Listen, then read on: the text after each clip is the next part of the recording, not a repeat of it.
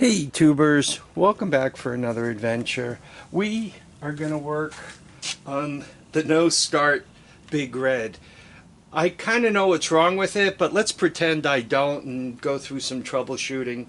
Whenever you have an all-terrain vehicle that doesn't start, you want to go through the normal stuff like make sure there's gas in the tank. And I'll show you this closer, but I can actually see gas in the filter and all that other kind of stuff. Make sure it's turned on. Choke. Right, you guys can see the green light there, hopefully. And watch it start now.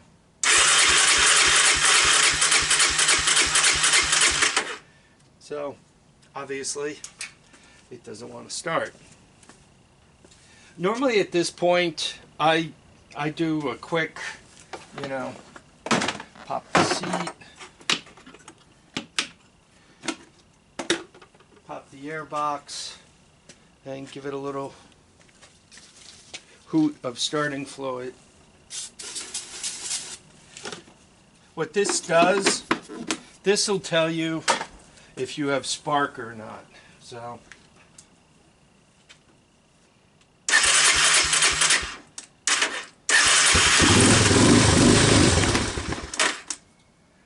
it will start with starting fluid, but it will not start with choke. So that tells me right off I have spark. My engine is still good, right? My valves are working and so forth, right? I have compression. The engine is mechanically okay. I do not have fuel.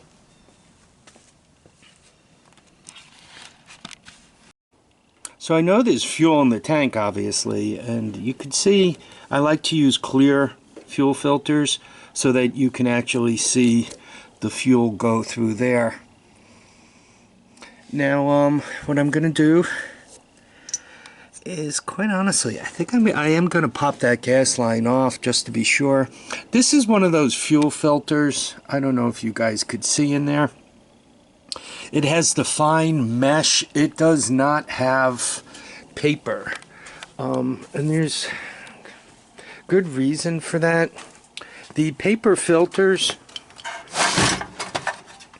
right, they work better if you have a lot of gas pushing against them. And what I mean by that is a gas pump or a big tank way up high pushing down to push the fuel through that paper membrane.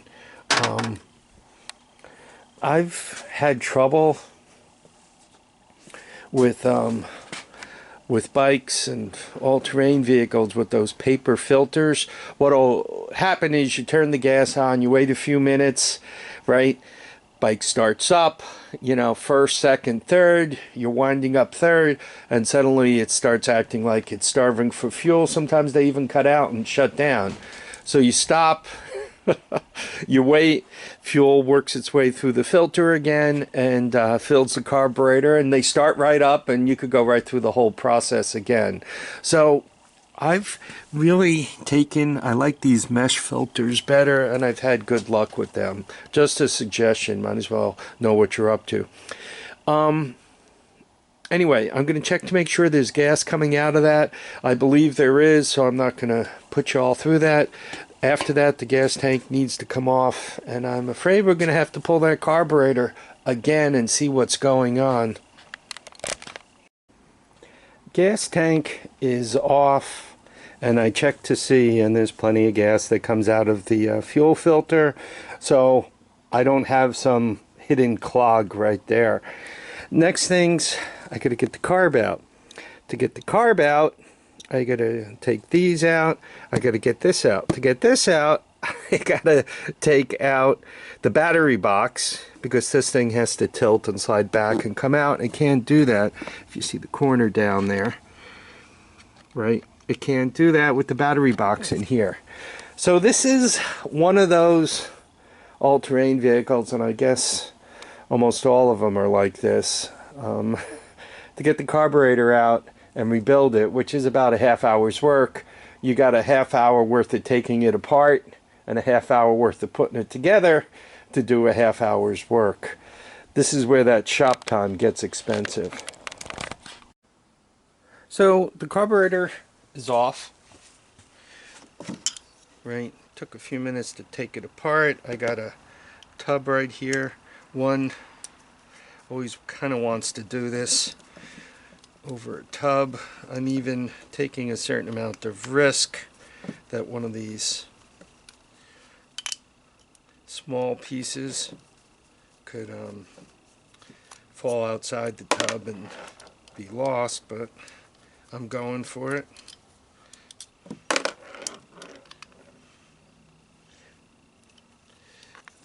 Must have been Superman for this one. Yeah, what's strange is, considering this has been apart in the last 6 months, it almost feels like it's never been apart. A little strange about that.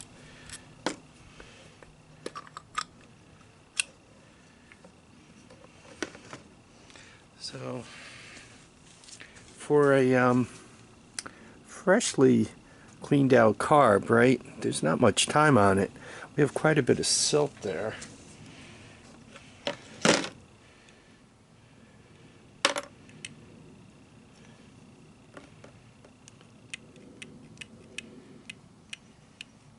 And I don't know if I'm going to be able to show this to you. But the needle valve seems to be stuck. Right? It's really not. It's not moving in the bore. The spring part of it is, but the needle valve itself is not dropping down.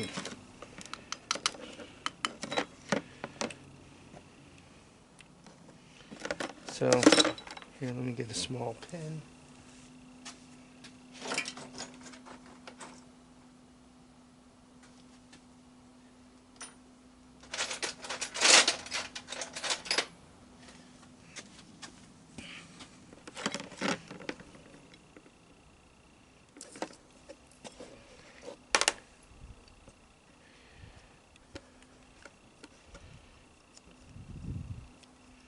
Yeah, that needle.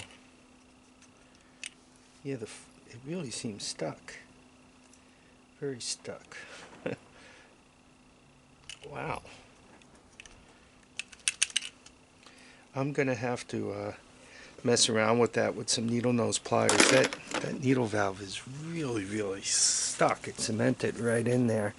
So obviously the problem is the float valve just wasn't working properly. I'm going to have to get some needle nose pliers and gently work it out of there, hit it with some carb cleaner, because the last thing I want to do is break it. So I'm going to spend a few moments with that. I'll turn back on in a few. So I sprayed it with carburetor cleaner and I managed to get it loose. And it appears as if I have a deposit on these 4 fins here, particularly this one. Yeah, you can see it kind of glued it right in there.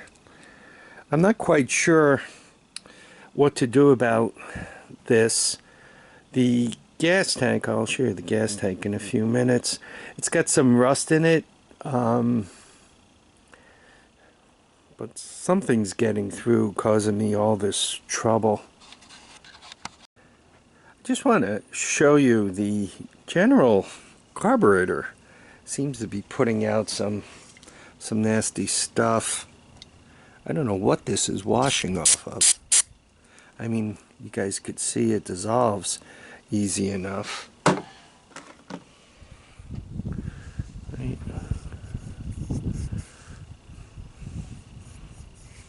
This is all on the intake too.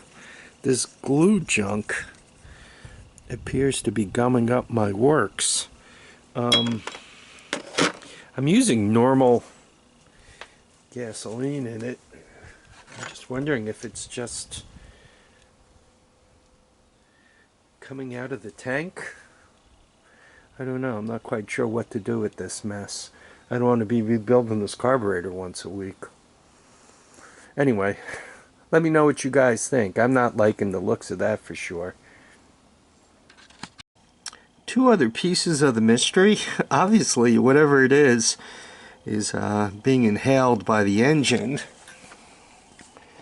right?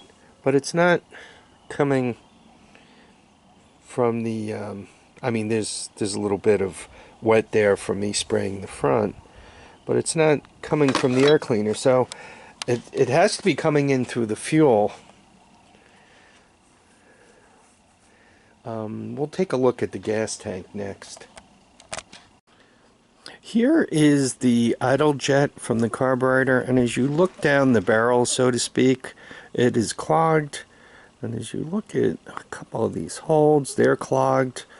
So even if the float wasn't glued shut, these were not going to work.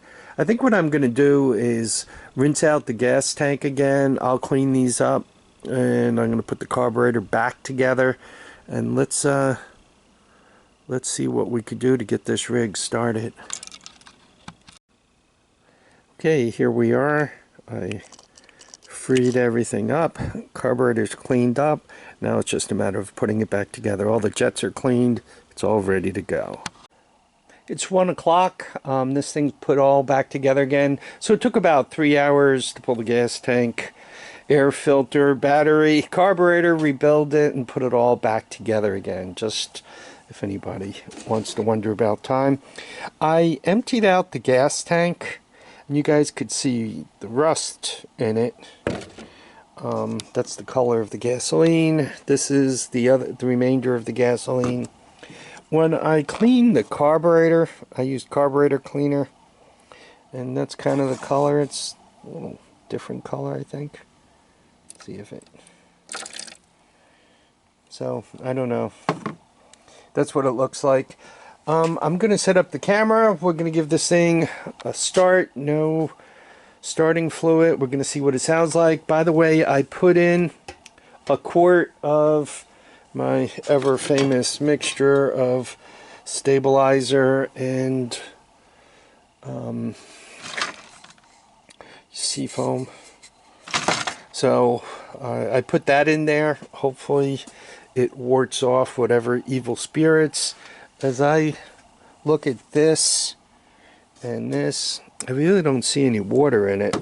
So I'm not quite sure what that is. If it's just rust that's kind of plating out on the way in, or it seems sticky, right? I don't know. I'm not sure. I'm sure there'll be a few opinions. Anyway, let me get the camera set up and we'll see if we can't get this thing started. Well, I had the battery out. I finished charging it up. Make sure it's all good. Key on. Choke on.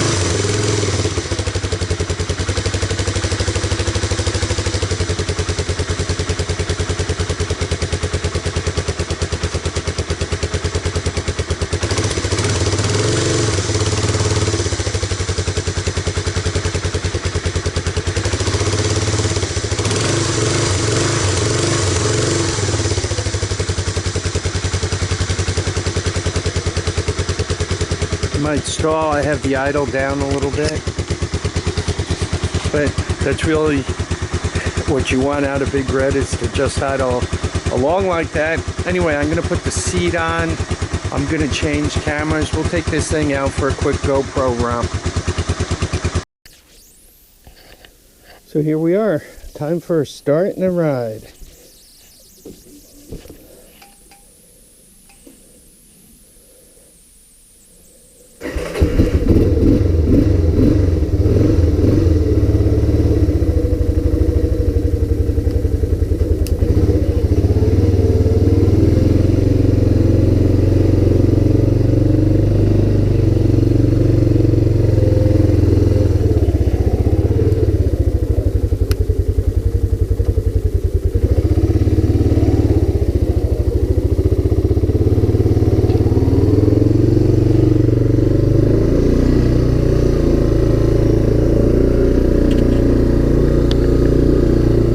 make sure I got it tilted well enough.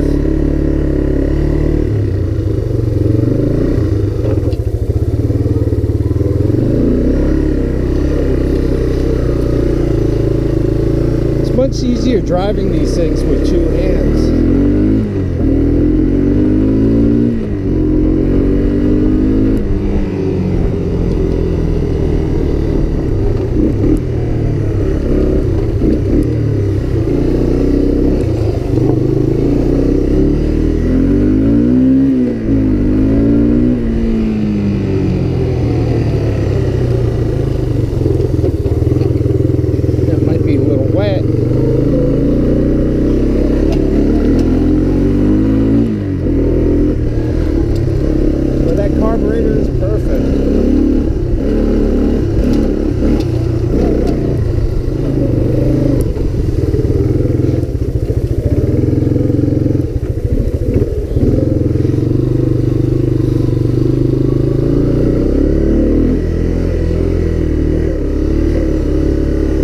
My buddy Chuck just shot a 6-pointer back here.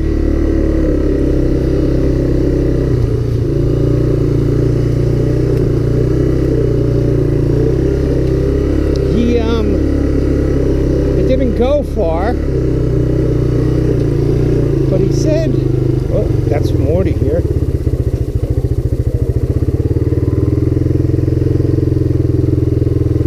He said there was a lot of the little distance it did go was as it was, you know, breathing, obviously. He said there was a lot of mucus, which is weird. I don't know. Did you guys see this tree stand is up there? So we shot it right around here somewhere.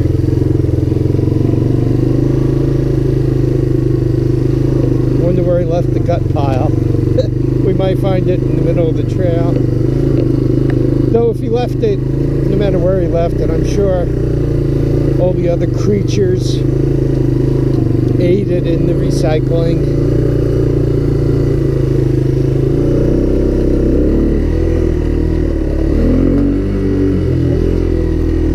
You know, every time I ride this thing, I ask myself, why don't I ride it every single day of the week?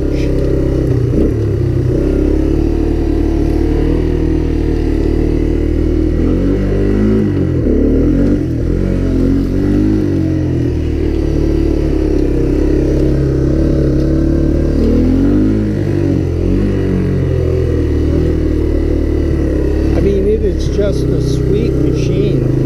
Boy, that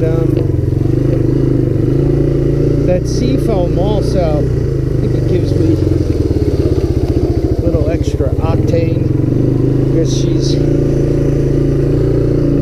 very perky, very, she wants to go out and run. Now I wanted to get this thing fired up again, because it's moving to its new home. It's moving to the lower driveway. For a few reasons. That's a better shed, it's a better home for it, drier.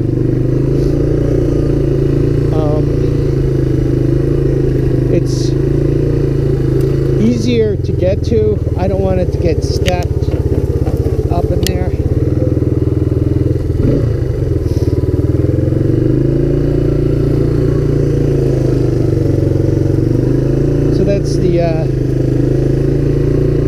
That's the second reason.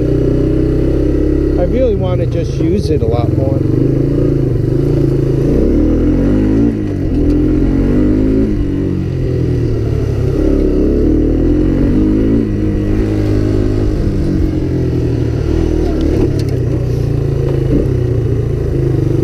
Yeah, the automatic clutch is working beautifully. The shifting clutch.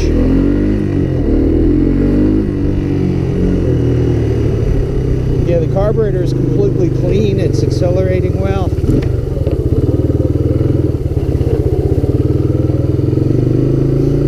Now, if I didn't mind tearing up things, I really don't want to tear up the lawn. be out there doing donuts with this thing.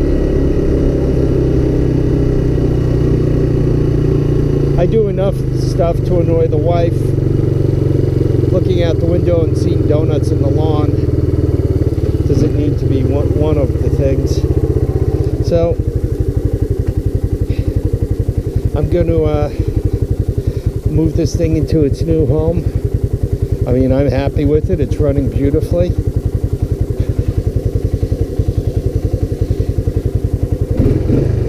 Let it run itself out of gas. Yeah, I couldn't be happier with it. Here's the shed is coming along. I mean, there's just some junk thrown in here at this point.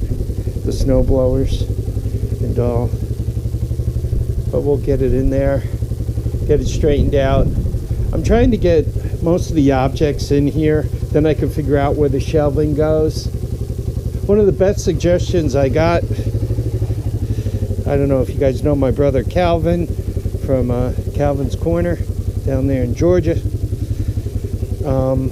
He recommended setting up the doors to put cans on them and so forth, spray cans.